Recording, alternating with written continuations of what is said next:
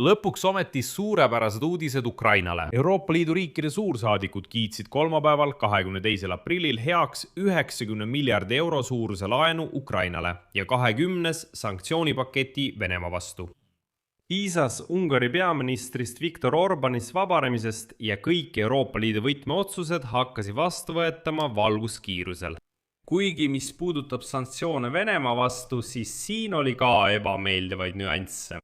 Samal ajal sai täna ametlikult teatavaks, et Ukraina taastas Venemaa naftatarned Družba torujuhtme kaudu, mis eelmisel päeval remonditi. Kui rääkida küüniliselt ja ausalt, siis mõlemad pooled täitsid oma osa kokkuleppes. Selles saates arutame mitte ainult Družba naftatoru avamist, vaid ka peamiselt seda, kuidas täpselt hakkab toimima seesama 90 miljardi euro suurune laen Ukraina.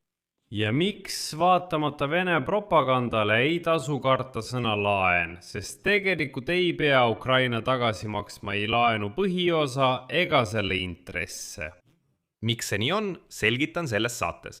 Minu nime on Aleksei Betši, arutame seda teemat koos, aga enne kui alustame, palun tellige see kanal, pange videole like ja jätka oma kommentaar video alla. Lisaks sellele liituge minu Telegrami kanaliga Betši News, mille link on selle video kirjelduses. Niisiis, Euroopa Liidu riikide suursaadikud kiitsid täna 22. aprillil heaks 90 miljardi euro suuruse laenu Ukrainale ja kiitsid heaks 20 sanktsioonipaketi Venemaa vastu. Praegu Euroopa Liidu nõukogus eesistuva Küprose esindaja sõnul on ametlik kirjalik menetlus juba käivitatud.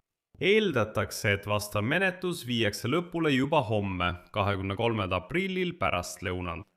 Kõigi 27 Euroopa Liidu riigi suursaadikud peavad dokumendile alla kirjutama, mis tähendab, et jäänud on vaid bürokraatliku protsessi lõpule viimine. Krediidi poliitiline heakskiitmise osa on juba lõpetatud ja võib öelda, et otsus on lõplikult vastu võetud.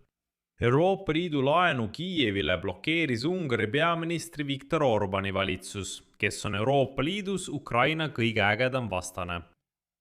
Ja nüüd Viktor Orbani hiljutine kaotus valimistel sillutas tee selle laenu heakskiitmiseks, mille EL-i riigid leppisid kokku juba eelmise aasta detsembris. Kuna eeldati, et Ungari tühistab oma veto? Sellepärast, et Orban kaotas. Diplomaadid ütlesid, et olukord laenu ümber areneb väga kiiresti, märkides samas, et Ukraina peab kiirustama vajalike reformide elluviimisega, mis on rahastuse saamiseks vajalikud. Ja teate, on naljakas seda vaadata, sest niipea kui Viktor Orban kaotas valimised, hakkasid kõik protsessid äkitselt liikuma. Ja on naljakas, et Orban ise on formaalselt veel võimul, tuletan meelde, ja täna tegi laenuotsuse seesama Ungari suursaadik, kes varem Orbani ajal oli selle vastu. Nii see konjunktuur töötabki. Kuigi mõned ametnikud Ungaris pole ilmselt veel täielikult aru saanud, et nende võim on juba kadunud, et valimised on juba toimunud. Nad ka ootasid suurelt. Ma selgitan nüüd. Asi on selles, et Ukraina hakkas täitma naftajuhet Družba. Homme oodatakse tarnete taastamist Slovakkiasse. Sellest teatas Slovakkia majandusminister Denisa Sakova. Järgneb tsitaat. Ukrtrans nafta andmetel alustati täna hommikul rõhu tõstmist ja naftajuhtme Družba täitmist Ukraina poolel Valgevenest. Eeldatakse, et pumpamine ja tarned Slovakkiasse taastuvad homme, 23. aprilli hommikul. Ukraina president kinnitas samuti, et naftajuhe Družba on taastatud ja valmis ka edaspidi tarnima naftat mõningatesse Euroopa riikidesse. Tsitaat Zelenskil. Nagu oli kokku lepitud suhtluses Euroopa Liiduga, viis Ukraina läbi remonditööd Družba naftajuhtme lõigul, mis sai kahjustada Venemaa rünnaku tagajärjel. Naftajuhe võib taas tööd alustada. Kuigi keegi saa praegu garanteerida, et Venemaa rünnakud naftajuhtme infrastruktuurile ei kordu. Meie spetsialistid tagasid põhilised tingimused torujuhtme süsteemi ja seadmete töö taastamiseks. Seome sellega ka Euroopa toetuspaketi vabastamise Ukrainale, mille Euroopa Ülemkogu on juba heaks kiitnud. Ja just selle taustal ütlesin ma, et mõned ametnikud Ungaris pole ilmselt veel ärganud ega saa aru, mis üldse juhtus. Selle taustal Ungari Euroopa Liidu asjade minister János Pok, kes valiti Viktor Orbani ajal. Ja ilmselt pole ta siiani aru saanud, mis juhtus, ning et valimised on tegelikult juba möödas. teatas, et Družba torujuhtme kaudu on alanud naftatransport Valgevenest Ukrainasse. Ja lisas kohe, et see on kõik Ungari ja isiklikult Vitjuša Orbani teene, sest nagu ta väljendus, Ungari murdis Ukraina blokaadi.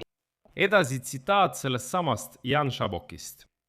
Me murdsime Ukraina naftablokaadi. Tõestati, et Ukraina blokeeris naftatarned poliitilistel põhjustel. Samuti tõestati, et neil sai raha otsa, enne kui meil sai nafta otsa. Ungari taktika tõi edu. Ukraina 90 miljardi euro suuruse krediidiliini blokeerimine ei olnud eesmärk, vaid vahend meie huvide kaitsmiseks, mille tingis Ukraina ebaaus käitumine. Noh, teate, naljakas onu. Janos Boka. Naftajuhe Družba taastati, sest Orban ei ole enam võimul. Ja Euroopa täitis oma lubadused laenu osas ning siin ei ole mingit Ungari teenet, rääkimata mingist orbanlaste, see tähendab Viktor Orbani pooldajate, blokaadi läbimurdest. Ei, lihtsalt ilmus välja uus tulevane Ungari peaminister, kes on enam-vähem adekvaatne suhetes Ukrainaga. Nii et palun, taastati. Ja valimised on ka läbi Janos Boka. Milleks sa vehid mõõgaga? Mida sa tõestad? Millise blokaadi te läbi murdsite? Kõik valimised kaotasite. Aga arutame parem Euroopa Liidu 90 miljardi euro suurust laenu Ukrainale. See on palju huvitavam. Paljusid hirmutab see 90 miljardi euro suurune summa, et Ukraina peab seda nii palju aastaid tagasi maksma. Eriti venelased armastavad kuidagi karjuda, et Ukraina satub võlgadesse. Ja küsimus, mis see venelaste asi üldse on? Miks see neid peaks huvitama? Aga siiski, Vene propaganda karjub täiest kõrist. Näete, Ukraina võtab võlgu, neid raha tuleb põlvkondade kaupa tagasi maksta. Aga venelased muide ei käitu niisama, nad teavad midagi. See 90 miljardi euro suurune laenul on ainulaadne struktuur, mis erineb oluliselt tavapärastest laenudest. Euroopa Ülemkogu ja Euroopa Komisjoni otsuste kohaselt langeb peamine rahaline koormus Euroopa Liidule endale, mitte Ukraina eelarvele. Kuidas see kõik tööle hakkab? Euroopa Liit võtab rahvusvahelistelt kapitaliturgudelt 90 miljardit eurot laenu, kasutades tagatisena omaenda Euroopa eelarvet. Ukraina ei maksa selle laenu eest intresse. Võlgade teenindamise kulud ehk need samad intressid, mis on umbes 3 miljardit eurot aastas, võtavad enda kanda Euroopa Liidu liikmesriigid, välja arvatud Ungari, Slovakkia, Bulgaaria ja Tšehhi. Kõik ülejäänud panustavad võrdsetes osades nende laenuintresside katmisse. Mis puudutab seda, millal tuleb laen tagasi maksta, siis see on samuti huvitav moment, sest sellel laenul ei ole kindlat tagasimakse kuupäeva. Seda pikendatakse seni, kuni tekivad tingimused selle tagasimaksmiseks. Ja just siin tekibki kõige olulisem moment. See seletab, miks Ukraina ei hakka üldse mingit raha tagasi maksma. Peamine tagasimaksmise tingimus. Ukraina on kohustatud tagastama laenu põhiosa, ehk need samad 90 miljardit eurot ainult juhul, kui Ukraina saab Venemaalt reparatsioone sõjas tekitatud kahju eest. Just sellepärast nimetatakse seda formaati sageli reparatsioonilaenuks, kuna see tegelikult paneb vastutuse edasi. Kohustused maksta sõltuvad tulevastest Venemaa reparatsioonimaksetest. See tähendab, et Euroopas ollakse kindlad, et metsistunud venelased peavad arved kinni maksma. Omakorda uus juba 20 sanktsioonipakett Venemaa Föderatsiooni vastu, mis samuti sai esialgse heakskiidu, tugevdab Euroopa Liidu kampaaniat, mille eesmärk on vähendada Venemaa Föderatsiooni tulusid, eriti energiamüügi arvelt. Euroopa Liit lootis selle sanktsioonipaketi kehtestada enne Venemaa täiemahulise sissetungi 4. aastapäeva Ukrainasse, kuid ei suutnud seda teha Ungari peaministri Viktor Orbani tõttu. Aga sanktsioonidega pole kõik nii lihtne.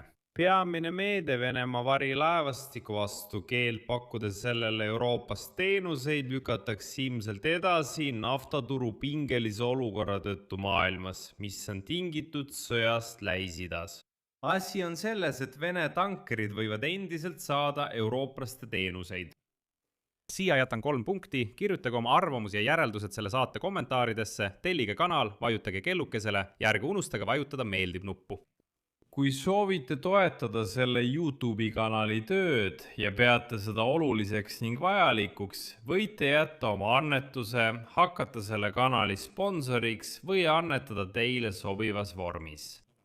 Kõik lingid ja rekvisiidid leiate selle video kirjeldusest. Olen tänulik igasuguse toetuse eest. Ja liituge Telegrami kanaliga Petši News. Link on samuti video kirjelduses. Sellega on kõik. Hoidke end. Kõike head.